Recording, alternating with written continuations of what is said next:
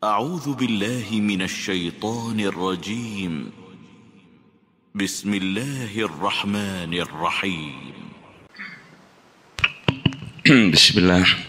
Assalamualaikum warahmatullahi wabarakatuh. Waalaikumsalam warahmatullahi wabarakatuh. Mau dijelasin Ustaz, ada dua pertanyaan. Pertama, tadi yang tema yang awal itu menjaga sederhana dalam mengerjakan ketaatan. Artinya bahwa dalam ketaatan kita jangan terlalu memaksakan diri. Mau dijelaskan bagaimana hubungannya dengan, saya tidak tahu ini apakah Fameo atau kata-kata bijak yang biasa kita dengar, bahwa kejarlah duniamu seolah-olah engkau akan hidup selamanya, dan kejarlah akhiratmu seolah-olah kau akan mati besok. Itu yang pertama, mungkin mohon penjelasan nanti. Kemudian yang kedua, menjaga amalan soleh yang biasa kita lakukan agar tidak hilang pahala.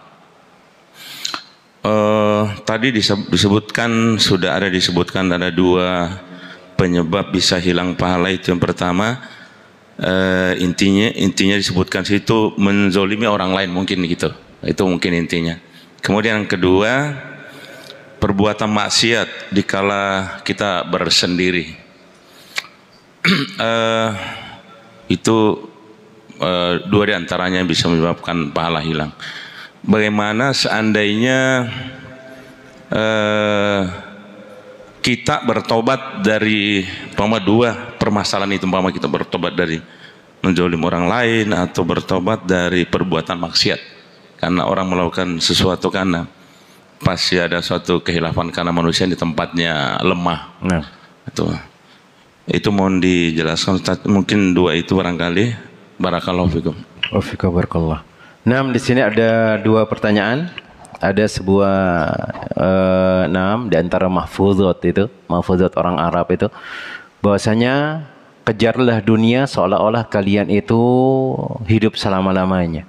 Kemudian kejarlah akhirat atau bersungguh-sungguhlah dalam mengerjakan akhirat seolah-olah engkau mati besok. Maka kita katakan di sini, beliau mengajarkan kita untuk mengejar dunia itu yang memang silakan untuk jadi orang kaya boleh. Cuman jangan sampai lalai dengan perintah Allah Tabaraka wa Ta'ala. Boleh, jelas itu ada takaran dan syaratnya. Karena menjadi orang kaya itu bukan celaan jemaah, tapi sekemampuannya, sesuai dengan kadar yang dibolehkan oleh Allah. Yang memaksakan diri apa? Yang kita sebutkan dulu, ngelihat temennya punya mobil Mercedes, dia sampai sakit kepala nyari cara supaya menandingi tetangganya. Ini namanya menyiksa dirinya untuk mencari-cari dunia. Bahkan nanti akan jatuh dia ke dalam hal yang diharamkan, mencari segala cara. Karena ini disebutkan oleh Nabi Shallallahu Alaihi Wasallam, kalau orang memaksakan dirinya, maka kalau enggak meninggalkan amalan tersebut, maka dia akan mengerjakan sesuatu yang di luar dari hal tersebut. Akhirnya dia berusaha melakukan perbuatan haram dan yang lainnya. Karena kalau udah mulai berlebih-lebihan. Tapi yang diperintahkan untuk terus mencari dunia, silahkan kita mencari dunia. Cuman jangan sampai melalaikan ketaatan kepada Allah Rabbul Alamin. Bahkan dalam dalil-dalil banyak yang nyuruh kita untuk nyari dunia.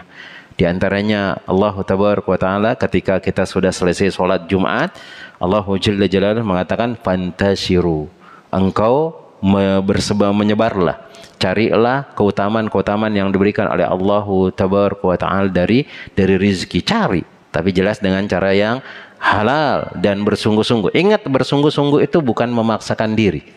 Sama dengan beribadah. Beribadah kita dianjurkan sungguh-sungguh, seolah-olah kita mati besok. Maksudnya khusyuk dalam beribadah, serius dalam beribadah. Serius dalam beribadah, bukan memaksakan diri, dia harus mengerjakan ini, mengerjakan ini. Padahal memang dia tidak mampu dengan hal tersebut. Yang kita mampu dan sempurnakan, maksudnya sholat. Kita mampu mengerjakan sholat. Buat sholat itu lebih sempurna lagi. Dengan rukun-rukunnya, dengan wajibnya, dengan sunnahnya, dengan syarat-syaratnya, dan seterusnya. Itu namanya bersungguh-sungguh. Kita fokus dengan ibadah tersebut seolah-olah besok kita mati. Maka sholat kayak sholat terakhir, seperti itu. Tapi kalau orang memaksakan diri, beda lagi dia jemaah. Dia memaksakan diri, sudah memang nggak mampu dia dengan hal tersebut, dipaksa. Apa contohnya beribadah memaksakan diri jemaah? Beribadah memaksakan dirinya sampai membuat dia celaka. Ya, yang kemarin kita sebutkan hadis 3 orang yang datang kepada Nabi SAW, ingin puasa terus, nggak mau berbuka, maka mati dia jemaah. Nah, mau menandingi Nabi SAW, dia ingin terus bangun tengah malam, nggak mau tidur, nggak bisa karena kita butuh tidur. Dia tidak mau menikah dan terus beribadah. Nah, yakin pasti kita juga butuh dengan hal tersebut dan seterusnya. Nah, Allah Ta'ala misal. Kemudian yang kedua, bagaimana cara menjaga amalan soleh kita jemaah? Dengan kadang-kadang kita menzolimi orang lain, maka terus bertobat jemaah, terus bertobat. Kemudian kalau memang kita benar menzolimi orang lain tersebut dan kita ingat dengan hal tersebut, minta keridoannya, minta keikhlasan, minta maaf selama dia masih hidup dengan hal tersebut. Maka kalau anak ada dosa, anak minta maaf, seperti itu. Dan jangan nunggu lebaran baru minta maaf jemaah. Kadang ada orang nunggu lebaran dulu dia baru minta maaf. Apalagi yang sering kadang yang kita ini melakukan perbuatan zalim itu sama orang tua kita. Sering kali kita berbuat zalim, mengeraskan suara, bahkan membentak mereka dan seterusnya. Maka antum jangan nunggu lebaran dulu pas kumpul dengan mereka baru minta maaf lah. Tiap hari doakan, kemudian minta maaf sama mereka, minta keridoannya dan seterusnya. Maka dengan bertobat tersebut akan menghapus dosa-dosa yang pernah kita kerjakan. Tapi kalau dia berhubungan dengan manusia, usahakan cari mereka, kemudian minta keridoan dari mereka. Dan itu yang disebutkan oleh Al-Imam An-Nawawi rahimahullah ta'ala dalam bab yang pertama yang kita bahas. Dalam bab tobat yang pertama. Coba antum buka lagi di awal-awal tentang syarat orang taubatan nasuha. Itu di awal-awal ada. Yang dulu awal-awal kita bahas tentang taubatan nasuha itu. Yang pertama dia menyesali, kemudian dia menangisi, kemudian dia bertekad kuat untuk tidak mengulanginya lagi. Ini kalau urusan dengan Allah.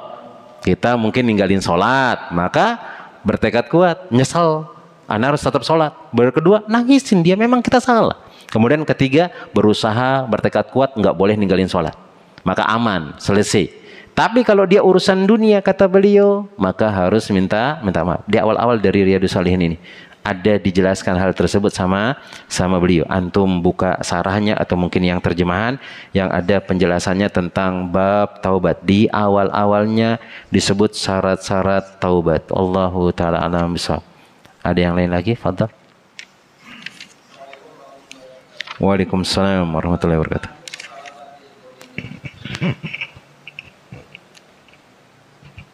Allah khair. Ustadz, masalah zolimin tadi, apakah kalau minta maaf itu apa kita harus katakan Ustadz? Seandainya saya pernah pukul si A umpamanya, apakah saya pernah pukul kamu, saya minta maaf, mudah-mudahan kamu maafkan kesalahan saya. Apakah harus seperti gitu? Atau hanya kita minta maaf aja? Nah, jemaah. Apakah harus nyebutin kesalahan kita kepada orang tersebut? Enggak mesti jemaah. Tapi kalau antum merasa tenang, antum sebutin hal tersebut, maka sampaikan. Antum pernah ngambil duitnya 50.000, sampaikan, ana minta maaf ya, dulu ana pernah ngambil duit antum 50.000, ana pengen ganti. Kadang orang itu enggak apa-apa, sudah naik kelasan, aman seperti itu. Kalau memang antum ridho dengan hal tersebut. Kemudian kalau antum misalnya sekedar minta maaf, ana minta maaf, kayaknya dulu ana pernah berbuat dosa sama antum, mungkin enggak sengaja nepuk punggungnya, kebetulan punggungnya lagi luka, kemudian dia jengkel sama kita, karena adalah kezaliman. Mudah-mudahan dengan hal tersebut bisa mengampuni dosa kita. Gak mesti harus disebut kesalahan kita. Nah, Allah Ta'ala misal. Sama dengan kita dengan istri, kayaknya salah kita banyak sekali sama istri kita. Mungkin pernah mukul istri antum juga kan. Maka cukup antum mengatakan, istriku, ana minta maaf ya, karena mungkin dulu pernah ini dan pernah itu. Sang istri juga seperti itu, minta maaf sama suaminya. Jangan sampai gak mau minta maaf. Apalagi sekarang tren-tren sekarang, Masya Allah, banyak orang-orang yang mau merusak hubungan keluarga dan yang lainnya. Yang lagi tren kan jemaah, istri itu anti minta maaf. Ya kan jemaah? Anti minta maaf. Siapa yang mengajarkan hal tersebut? Itu orang-orang yang mau menyusupi supaya rumah tangga itu tambah rusak. dan membuat istri itu tambah durhaka sama suaminya. Bahkan di antara keridhaan Allah Jalla Jalaluhu, seorang suami melakukan kesalahan kepada istrinya. Kemudian seorang istri, dalam hadis Nabi SAW, seorang istri datang kepada suaminya, memegang tangannya, mencium tangan suaminya, kemudian mengatakan, suamiku, ridhoilah aku. Seperti itu, dia minta keridhaan, padahal suaminya yang salah. Maka Allah Tabaraka wa Ta'ala memberikan keberkahan kepada mereka. Nah, saling minta maaf kalau memang ada salah kita, jemaah. Kepada istri, istri kepada suami, dan jangan nunggu lebaran, jemaah. Jangan nunggu lebaran. Bahkan kalau udah mulai lebaran nangis-nangis istri itu. Nah, sering kayak seperti itu. Kenapa hari-hari yang lain nggak mau minta maaf dan seterusnya? Nah, nggak mesti harus disebutkan. Allah Ta'ala misal. Dan lain lagi. Nah, Assalamualaikum warahmatullahi wabarakatuh. Waalaikumsalam warahmatullahi wabarakatuh. Mohon nasihatnya. Kami di depan rumah kami itu ada sebuah musola, tidak ada imam rawatibnya. Apa kriterianya kalau kita mengangkat anak dari sekolah CI kelas 5 dan dia kebetulan sekolah tahfidz, bolehkah kita angkat jadi imam? Karena ketika saya tinggal untuk tolak dulu seperti ini, musolanya kosong, nggak ada imam. Nggak ada jadi imam. Iya. Ya, kalau kami kan hari Ahad, Selasa, Rabu itu saya tinggal. Khususnya tidak ada, Ustaz. Jadi mohon penjelasan apa kriterianya anak kecil diangkat jadi imam. Karena yang di belakang itu banyak yang tua, Ustaz. Mohon penjelasan. Nah, jemaah, ini pernah terjadi. Seorang sahabat siapa lupa. Dan lagi umurnya kalau nggak salah 6 tahun atau 7 tahun. Dan beliau yang cerita, Umar atau siapa? Atau Ibnu Umar kayaknya. Ketika hendak mengerjakan sholat, maka para jemaah itu melihat siapa yang paling banyak hafalan Al-Qur'annya. Dan gak ada yang paling banyak hafalan Al-Qur'annya itu kecuali saya. Sedangkan anak sab'i sinin kalau gak salah, atau sitti sinin. Lagi pada waktu itu berumur 7 tahun atau 6 tahunan. 6 tahunan. Kemudian aku pun yang dijadikan jadi imam. Dan itu boleh. Takarannya apa? Yang pertama, dia bacaannya bagus, bisa difahami. Kalau dia ngaji kita bisa paham. Kemudian tajwidnya juga bagus, jemaah, biar enak didengar. Kemudian disebutkan juga adapun kalau suara itu ada syarat-syarat yang berikutnya. Di antara juga suara juga harus bagus. Terutama juga kalau anak kecil itu dia tamyiz. Tamyiz itu dia bisa membedakan antara mana yang salah, mana yang benar, walaupun dia belum balik. Balik itu ya sudah mungkin umur puluhan tahun dia untuk balik. Tapi sahabat ini umur 6-7 tahun dia disuruh jadi imam. Karena dia tahu, oh ini perbuatan ini nggak boleh, ini nggak boleh. Kemudian juga di antara syarat boleh jadi imam itu, dia paham dengan gerakan-gerakan yang dia kerjakan. Oh ada ruku, ada itidal, ada sujud, seperti itu. Itu di antara beberapa syarat yang diajarkan oleh Nabi SAW. Dia tamyiz, hafalannya ada, bisa, silakan dia disuruh. Adapun kalau tua itu, kalau memang dia hafalannya tua ini bagus. Misalnya ada 2 orang, hafalannya sama-sama bagus. Maka dilihat dia siapa yang duluan masuk Islam. Kemudian siapa yang lebih paham dari sunnah, siapa yang paling bagus bacaannya. Tapi kalau semuanya sama, cari yang lebih tua. Karena memang di antara adab yang diajarkan oleh Nabi SAW, dahulukan yang tua dulu kalau memang hafalannya bagus. Dalam semua hal disuruh dahulukan. Dalam berbicara suruh yang lebih tua, dalam menawarkan makanan suruh yang lebih tua. Kabir kata Nabi SAW. Yang tua dulukan, yang tua yang dulukan. Yang kecil-kecil nanti belakangan. Tapi kalau nggak ada hafalannya yang tua-tua, karena sekedar biasanya yang tua cuma kulhu aja yang kita punya kan. Karena tiap hari yang kita baca kulhu terus kalau sholat. Siapa di antara kita yang udah umur 40 tahun, 50 tahun baca surat Al-Baqarah? Kayaknya jarang deh itu. Imma sholat 2 rakaat pun. Paling yang nongol di kepala itu 3 kulhu. Kemudian mungkin potongan-potongan dari ayat-ayat yang lain. Paling itu saja. Nah, tapi kalau ada yang bagus, apalagi kita mau melatih mereka juga, maka silakan. Boleh. Nah, syarat umurnya itu nggak ada syarat umur, yang penting dia tamyiz. Boleh. Maka ibu-ibu kalau di rumah kalau ada anaknya misalnya kelas 6 SD misalnya atau mungkin kelas berapa SD dia paham dengan bacaan Al-Quran, bisa jadi imam dia di rumah. Tapi dia pergi ke masjid dulu. Nanti jangan disuruh jadi imam terus di rumah. Akhirnya nggak ke masjid-masjid. Nah, Allah Ta'ala alam bisawab. Yang utamanya tamyiz, hafalannya banyak. Bagus juga suaranya. Kemudian dia tahu rukun-rukun gerakan sholat. Nah, itu sudah cukup. Tapi kalau ada yang tua yang paham bagus bacaannya, Masya Allah itu lebih diutamakan. Nah, kalau nggak ada sama sekali ya sudah. Nah, yang penting juga dia sudah berkhitan. Ya jangan lupa. Jangan tamyiznya siapa saja tapi dia nggak berkhitan. Kenapa? Karena di antara syarat sahnya sholat itu adalah terhindar dari najis. Orang kalau berkhitan, kalau belum berkhitan jemaah, itu kan ada kulit yang menutupi kepala kemaluan. Kalau kencing itu kadang-kadang kesimpan di sana, banyak kotoran di sana. Dan disebutkan oleh Imam Syafi'i nggak boleh orang sholat itu bawa kotorannya. Dan itu membatalkan sholat. Antum tahu baju antum kena kotoran kencing misalnya, antum pakai sholat batal sholat antum, batal. Kecuali kalau nggak tahu, lagi sholat, selesai sholat, baru tahu, oh kok ada kotoran. Ini nggak jadi masalah. Tapi ini dia tahu. Di antaranya ya dia berkhitan juga, baru dia boleh jadi imam. Maka sering di kalangan saudara-saudara kita ya dari kalangan Imam Syafi'i itu, imam kita, kalau ada lagi sholat di depan, anak kecil, ditanya sama mereka, sudah sunat belum? Belum, disuruh ke belakang disuruh ke belakang. Walaupun pada asarnya anak kecil nggak jadi masalah dia di depan. Cuman nanti permasalahannya, apakah anak kecil yang dia belum berkhitan ini sama seperti tembok yang menghalangi satu shop dengan shop yang lain dan seterusnya. Nanti pembahasannya beda lagi dengan hal tersebut. Itu ada di bab sholat. Nah, Allah Ta'ala misal. Ada yang lain lagi? Cukup? Nah, fadhal.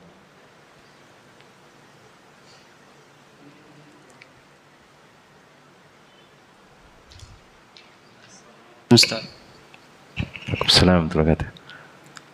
Mau tanya, apa itu penyakit was-was? Nah. Terkadang kita ibadah itu nggak fokus disebabkan was-was.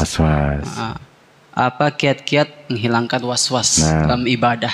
Nah, disebutkan oleh Syekh Abdurrahman bin Nasir As-Sa'di, beliau mengatakan ini antum harus belajar kaidah fikih ini. Apa kata beliau? Al-yakinu la yazulu bisyak. Yakin itu nggak boleh dihilangkan gara-gara keraguan atau was-was. Antum kalau sudah yakin, hilangin was-was tersebut. Dan dalil-dalil menyebutkan was-was itu banyak jemaah. Di antaranya ada seorang laki-laki yang datang kepada Nabi SAW yang dia mengeluhkan, yajidu syai'an fi batnihi. Dia mendapati sesuatu di perutnya, kayak bunyi gitu, kayak bunyi. Kemudian sama juga ketika sholat di bawah kipas angin atau kena langsung AC, kayak kita sujud itu kayak ada dingin-dingin di dubur kita jemaah. Itu kalau mulai bahas kayak gitu ketawa anak-anak. Memang bisa iya seperti itu Ustaz. Iya. Dan anak coba jemaah. Ternyata iya. Kipas angin bawah, kipas angin baling-baling ini bawah. Kemudian anak sengaja sujud. Itu kayak di dubur kita itu dingin jemaah, kayak ada angin-angin. Itu kayak kentut rasanya, angin enak. Apakah itu akan membatalkan sholat kita? Tergantung antum. Kalau antum yakin bahwasanya itu bukan kentut, sudah hilangin semuanya. Maka Nabi SAW mengatakan la yansorib, nggak boleh dia batalin sholatnya. Hatta yasma'u sautan au yajida rihan, sampai dia dengar suara kentutnya atau dia cuma baunya. Ini maksudnya dia yakin batal hal tersebut. Dia yakin batal hal tersebut. Seperti itu kata Nabi SAW. Tapi kalau dia nggak yakin maka hilangkan hal tersebut. Kemudian was-was ini merasa ragu dalam semua perbuatan jemaah. Merasa ragu dengan semua perbuatan. Caranya gimana ngilangin dia? Dengan antum belajar ilmu yang pertama. Yang kedua dengan antum nggak usah gubris dia selama antum yakin. Contoh, lagi sholat antum, kemudian antum bingung. Tadi udah wudu apa belum wudu? Kan was-was. Maka hukum asalnya antum tadi udah wudu apa belum? Kalau hukum asalnya antum nggak pernah wudu sebelumnya, misalnya antum wudu kan maghrib. Saat maghrib toh, lagi nunggu isya. Mau sholat isya antum was-was. Ini udah wudu apa belum? Udah wudu apa belum? Sudah, antum gak usah pikirin wudu. Karena tadi hukum asalnya antum maghrib wudu dan belum mendapati antum kentut dan yang lainnya. Itu untuk menghilangkannya. Kemudian juga ketika antum lagi sholat ragu rakaat ketiga atau keempat, sudah ambil yang rakaat ketiga. Daripada antum pusing mikirin ketiga, keempat, ambil yang lebih sedikit bilangannya kata Nabi. Kemudian nanti tinggal antum cukupkan untuk sujud sahwi 2 rakaat setelah 2 kali sujud setelah salam dan seterusnya. Kemudian belajar ilmu dengan hal tersebut. Tapi jemaah, kadang orang belajar ilmu itu juga was-was. Ana dapati di kampus itu ada teman ana, dia ngambil jurusan hadis, belajar hadis, masya Allah. Dia wuduknya was-was. Ditanya sama anak, apakah muka itu harus kena dengan wudu? Iya. Ana bilang, iya, dalilnya seperti ini. Padahal beliau ada jurusan hadis. Maka ketika wudu itu antum lihat, dia ambil, digosok mukanya sampai memerah mukanya. Padahal sekedar dia kena mukanya selesai. Dan antum harus tahu bahwasanya air itu ketika kena muka, hukum asalnya akan menyebar dia semana-mana. Antum cuma gosok sedikit saja, dia sampai mukanya. Kemudian kumur-kumur kayak gimana? Apakah harus kena semuanya? Iya, Anda bilang iya. Maksudnya yang di mulutnya ini. Sampai dia kalau wudu itu ngangkat air. Oh, itu sampai seperti itu dia. Orang mau selesai sholat dia belum selesai wudu. Nggak tahu kalau sekarang. Dan itu hati-hati emang dari setan jemaah. Karena kalau antum sudah mulai was-was dari satu hal, akan merembet kemana-mana. Sampai antum akan berpikir, antum sudah nikah sama istri antum sudah 5 tahun atau 10 tahun. Antum akan was-was. Ana pernah nyeraikan istri ana apa enggak? Kemudian sudah berapa kali ana ceraikan dia? Hanya ujung-ujungnya antum ceraikan dia. Karena takut dengan hal tersebut. Maka kalau antum nggak tahu, udah ilangin. Berarti hukum asalnya nggak pernah nyeraikan istri. Gitu saja. Nah, biar lebih selamat dengan hal tersebut.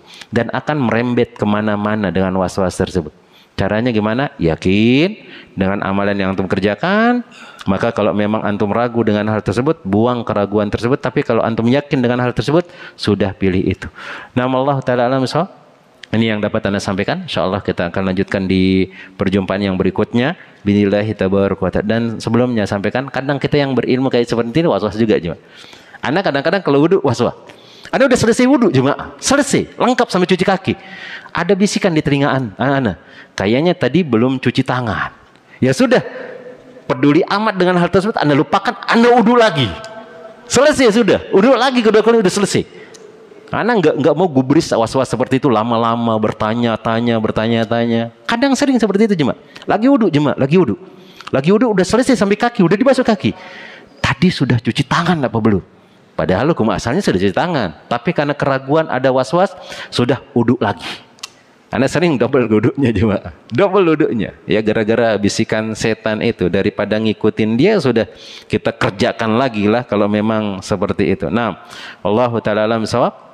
Semoga Allah Jalla Jalaluhu memudahkan semua urusan kita, kemudian memberikan kita keyakinan dalam ibadah, dijauhkan dari was-was, kemudian menjadikan amalan-amalan soleh kita adalah amalan-amalan yang diterima di sisinya dan membuat kita diridhoi dan dimasukkan ke dalam surganya bersama orang-orang yang kita cintai, yaitu dari istri kita, anak-anak kita, suami kita, kemudian juga orang-orang yang kita cintai. Amin ya rabbal alamin. Kita cukupkan dengan doa kafaratul majlis. Subhanakallahumma wa bihamdika asyhadu an la ilaha illa anta astaghfiruka wa atubu ilaik. Assalamualaikum warahmatullahi wabarakatuh.